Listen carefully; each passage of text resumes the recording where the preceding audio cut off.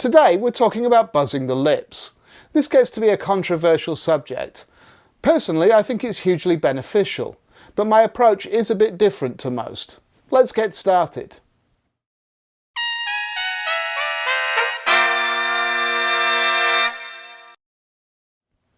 Hi, I'm Brian from Airflow Music. Alongside publishing our books for brass players, we're releasing a bunch of videos with tips to make brass playing easier for you. So, if you're new here, please subscribe to the Airflow Music channel so you're notified of all of our videos. This video is part of the Trumpet A-Z series. This is a controversial subject, and it's one that many brass players are flatly opposed to. Personally, I think it's one of the best things you can practice to work on the form and function of your embouchure, but I'm aware that my approach is unconventional. I hope you'll hang in and watch with an open mind. L is for lip buzzing.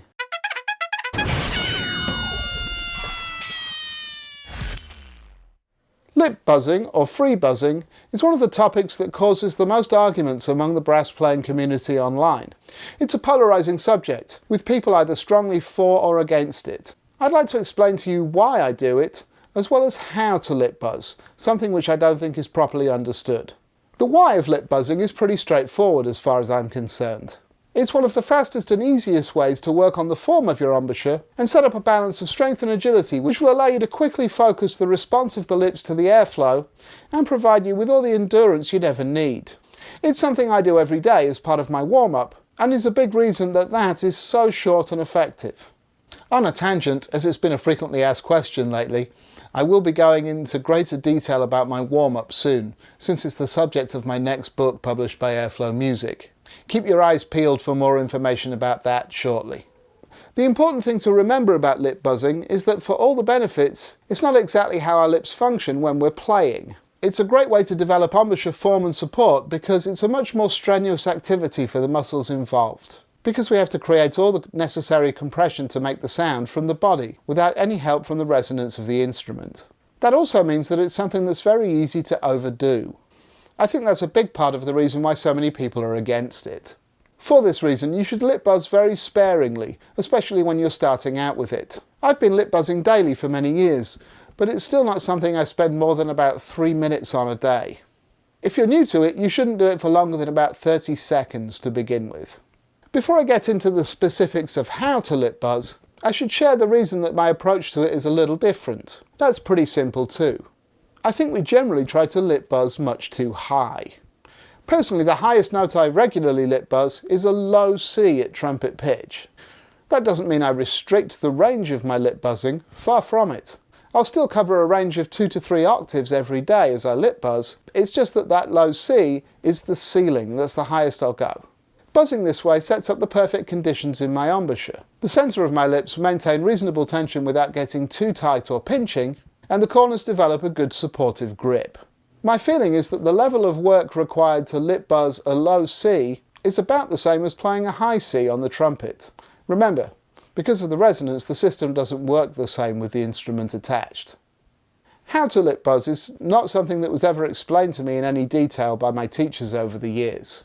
Here is how I've worked out that I do it, and this is the way I explain it to my students. I believe that this method avoids the common pitfalls which tend to turn people off lip buzzing.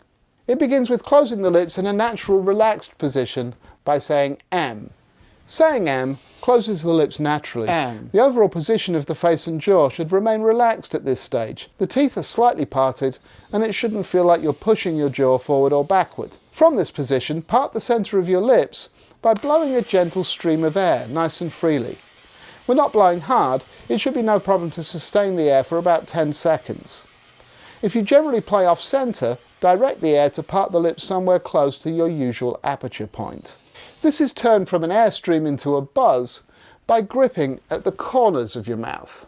I feel the grip vertically, along with the corners pushing towards the centre, so the middle of the lips move forward slightly.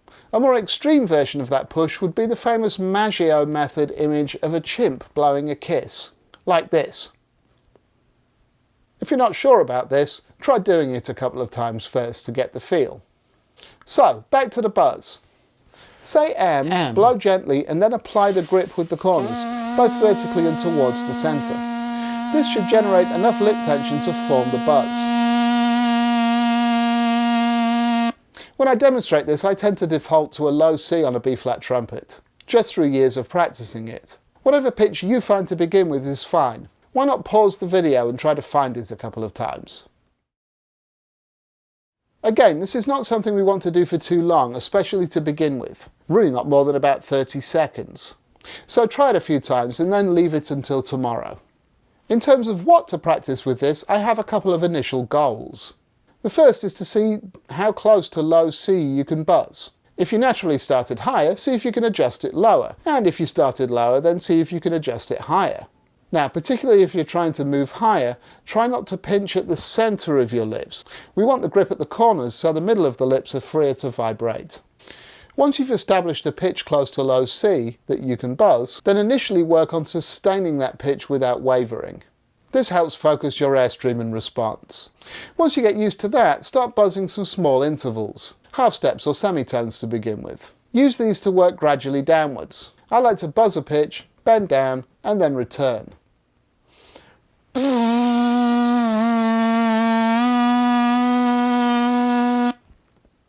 Doing so will help develop your corner support as you change registers, which I think strengthens your embouchure in the right way for overall playing. I work these gradually downwards chromatically. Once you can comfortably move down somewhere close to an octave, then start to increase the size of the intervals, or create a more elaborate pattern that you buzz. But keep returning to the start note each time and moving down chromatically. Please remember that all of this is developed slowly, in just 30 seconds a day to begin with, so it's going to take some time to work on it. If you have any questions about this approach, or if I missed anything glaring, please comment below and I'll try and fill in the gaps. I hope you'll try it out, particularly if you've been against lip buzzing in the past. If that's you, then I particularly would like to hear your feedback on this video, both before and after you've tried it. I hope you found this video helpful. If so, please hit that like button and subscribe to the Airflow Music channel, and share this video with your friends on Facebook and Twitter. If you'd like to support us in making more videos like this, please visit airflowmusic.com and purchase a book or a lesson. We'd really appreciate it. I'll see you on the next video. Now, go practice.